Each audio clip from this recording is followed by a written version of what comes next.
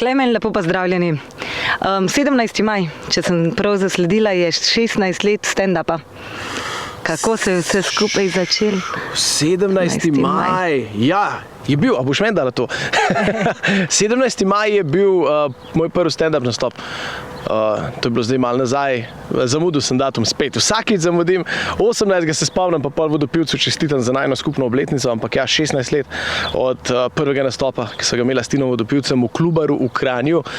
Miki Bubul je takrat kratko malo po domače uvalil, verjetno je dobil nek budžet, pa je klical neke nove, rekel je, videl bi rada ful nastopala, jaz sem jo že napisal in jo je napisal njega, pa takrat sploh pa bloni, ki je itak vedel, da bo vse skup čudene. Bil je pa to dan, ko se je igral, mislim, da je polfinale Lige prvakov in se je pač v istem lokalu, kjer sem videla nastopala, se je v bistvu uri prenašal ta polfinale Lige prvakov.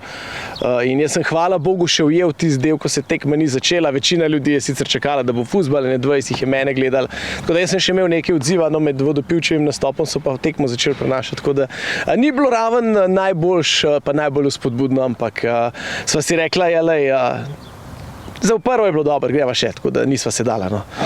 Sva se takoj navadila na težke pogoje že s prve. Ampak nekje sem zasledila, da ste dejali, da vas je skate pripeljal do tam, kjer ste dan. Zakaj skate?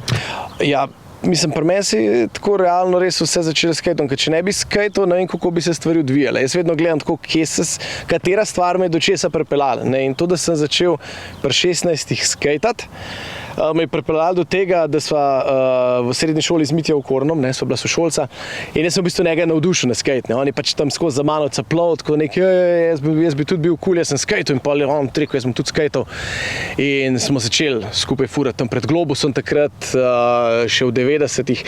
In on je imel pa eno kamero in mi smo takrat gledali te skate filme, to je bilo nekaj najboljšega, kar si lahko videl, to je bilo najbolj cool stvar za nas na svetu in smo rekli, pač to bomo mi tudi posneli, to ne gre drugače. Mi zdaj skatamo, mi imamo zdaj Okorn ima kamero, mi moramo to posneti in Okorn je bil čisto noter, zdaj bomo mi snemali skatanje, on je to montiral, snemali smo potem te skate filme in iz tega je prišlo, da je on začel spote delati, ker so rekli, ti znaš montirati, daj nam naredi spot in je najprej delal iz raznih skate filmov spote, pa se je odločil, da je čas za korak naprej, da začne pa še kakšne resne filme delati, no in posledica tu pa tam, ki smo ga skupaj naredili, je bila ta, da sem tam spoznal in Mikija Bubulja, ki je me v bistvu zaprl nastop, potem bukiral oziroma me je malo uvalil po domače. In dobil sem eno tako, ne vem, motivacijo, da to pa, jaz bi tudi kaj delal v to smer, pa to neke igra, pa nastopanje, pa to mogoče ne pred kamero, mogoče pred ljudmi. In nekako me je potem posledično res skate pripeljal do odra, dobesedno. Torej neka želja potem zabavati ljudi. Pa mi pa povete, kaj vas zabava? Ja, jaz sem od nekdaj imel željo zabavati ljudi. So v bistvu že pred tem, pred skateom, vem, da sem v osnovni šoli vedno nastopal, ko so bile kakšne prireditve, sem vedno recitiral razne Prešernove poezije, pa partizanske, ne vem, kakšne pionirškove pesmi. Pisal sem valeto svoje, sem ful napisal materijala, se spomnim, to je bilo v 8. razredu. In kva mene zabava? Zdaj, v bistvu zadnje čase moram reči, da mene najbolj moj ta malo zabava. Jaz sem ful čuden, jaz se ful ne zabavam ob gledanju stand-upa tako. Jaz ful preveč analitično gledam. Zdaj, če gledam, kjeremu stand-upu sem se najbolj nasmejal, mogoče sem se res najbolj nasmejal Eddieju Murphyju, ker sem ga prvič videl, se spomnim. Mislim, da se je celo na televiziji predvajal takrat, ne vem, 30 let ali pa več nazaj, tisti njegov show Raw pa Delirious. In ko sem jaz to gledal, tega človeka tam na odru nekaj govori, meni je bilo to res zabavno. Tako da to se spomnim, sem se res najbolj nasmejal temu stand-upu. Zdaj me pa ta malo zabava z iskrenostjo, ker včasih so me mogoče bolj zabavali neke šale, neke fore. Zdaj pa tudi sam vidim, ko delam stand-up, ful dam na neko iskrenost. In mene mogoče najbolj to nasmeji, da slišim nekaj iskrenega, pa tudi če mogoče na papirju ni toliko smešno, ampak da vidim, da je res, da iz srca me najbolj me nasmeji. Zdaj me nasmeji ta malo, ker on dojema zdaj, da sem jaz kao nek smešen človek in on dojema zdaj, da se lahko ljudje njemu smejijo. In lih včeraj je bilo tako, je pač hotel babici, pa atu pa mami, pa še enim sosedom zapeti eno pesem, kaj bom jaz zapel pesem, pa 3 leta pa pol je star. In je on pel zdaj neko pesem od dinozavrov in se je pačil zraven tako. In potem so se oni smejali in on meni rekel, smejali so se.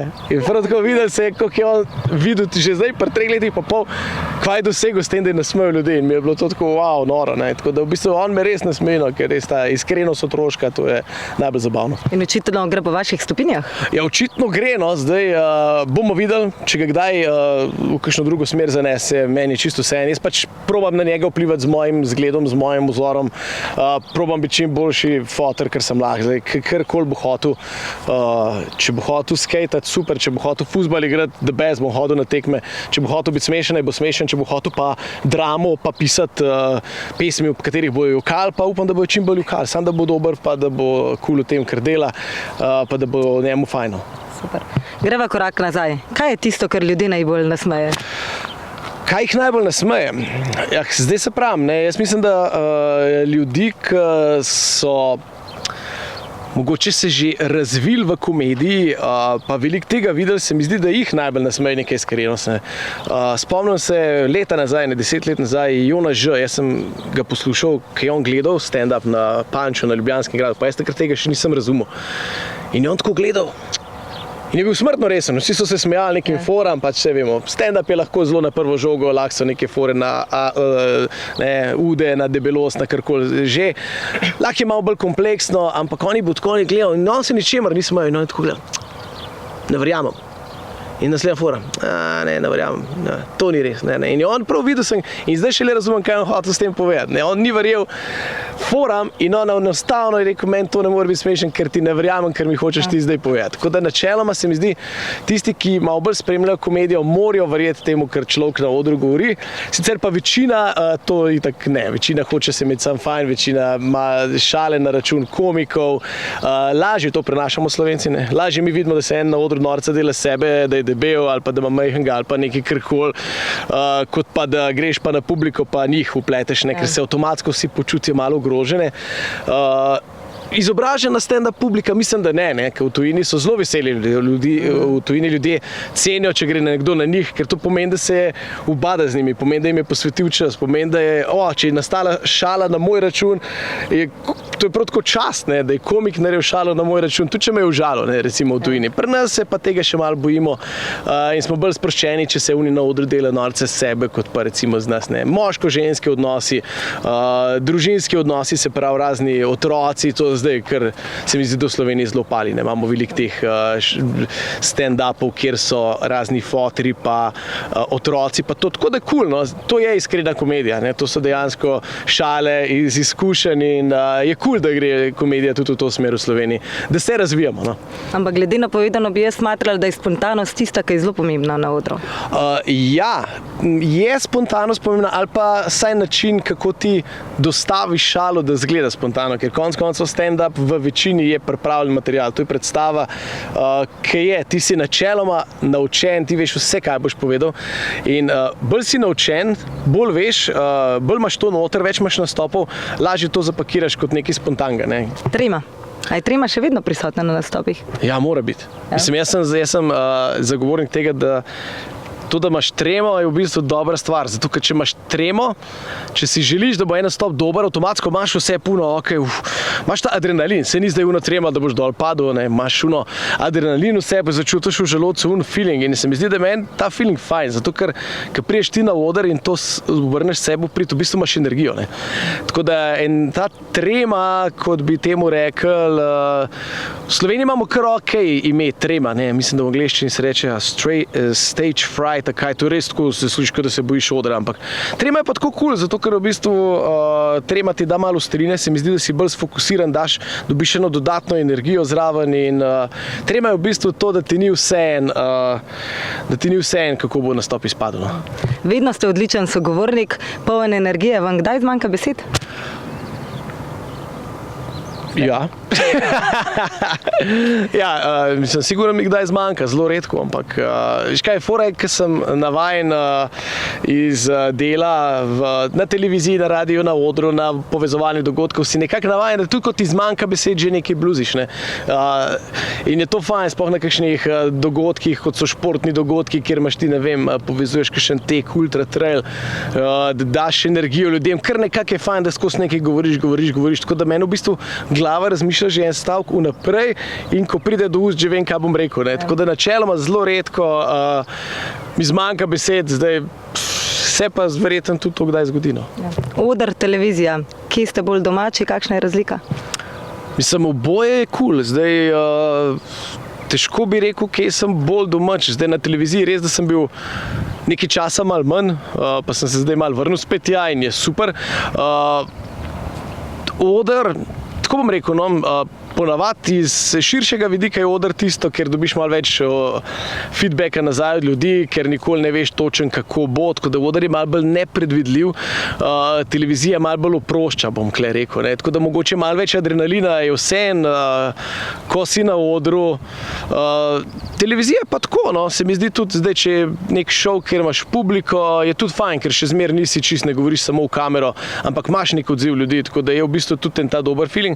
Je pa res, da je majčken bolj odtenek bolj umetno, zato ker oni ljudje so tam z namenom, da naredijo neko vzdušje, pa vseeno pol nekako podzavestno veš, da mogoče nisi bil tirih toliko ful smešen, ampak da so se oni vseeno malo smejali, ki je fajn, da se ne. Ampak vseeno se načeloma pol, ki vidiš ljudi doma pred zasloni, ki je dober odziv, dejansko pol tudi vidiš, da pa sem bil kar fajn, se ni bila sam publika, ne. Tako da v bistvu jaz imam oboje ful rad, vse ima nekaj svojega, televizija ima en svoj čar, ima eno energijo, ima tudi en adrenalin, ki se kamera prežge, nočeš zafrkati, ne, nočeš biti tisti, zaradi katerega bo rekel, kat, ponavljamo, gremo še enkrat, nisi tako, ne morem se zapomniti tega stavka.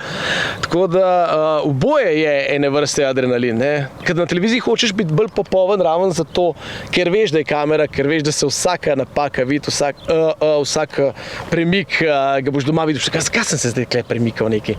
In jaz sem ful kritičen pol sam do sebe, ker se tako gledam. Na odru vseeno so te majhne stvari se oprostijo, ne.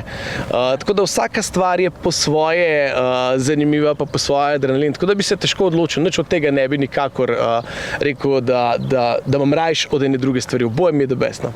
Pa nam lahko zaupate, kakšno zgodbo iz zakulisja snemanja Vdale leta šteje? Zgodbo iz zakulisja.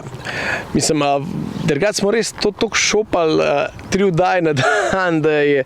Sploh ne vem, kakšne zgodbe iz zakulisja so bile. Je bilo pa celo zakulisje takrat, ko smo mi to snemali ful, dajmo reči malo dramatično, zato ker smo to snemali na vrhuncu korone in nikoli nismo vedeli, kdaj bo kdo zbolel in kdaj bom jaz zbolel, ne? Ker dejansko smo imeli tako, če zbolim jaz, je konc, ne? Ker pač voditelj je zbolel, vsi ostali so nadomestljivi, ne? Tudi če pridejo, ne vem, naši gostje, imamo backup, ne? Če pridejo ljudje, ki se pridejo pokazati leta, imamo backup in smo ga ful uporabljali, zato ker je veliko ljudi zbolel, ne? Ker ti moraš, za vsako oddajo je bilo 7 neznancev pa 2 rezervi, ne? Vsakič je na vrhuncu korone, valjda, da je vsakič 1 na 10 ljudi zbolel, ne, ker je bilo logično.